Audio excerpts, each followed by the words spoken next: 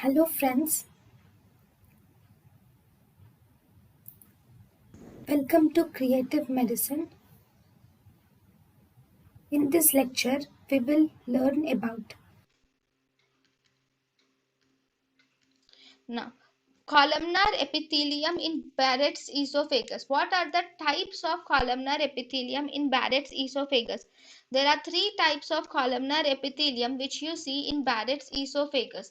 First type is intestinal type, which is the most common type and which is also more commonly associated with dysplasia and carcinoma is the intestinal type of Barrett's esophagus. We also have the other types like junctional type and fundal type are the types of columnar epithelium in the Barrett's esophagus.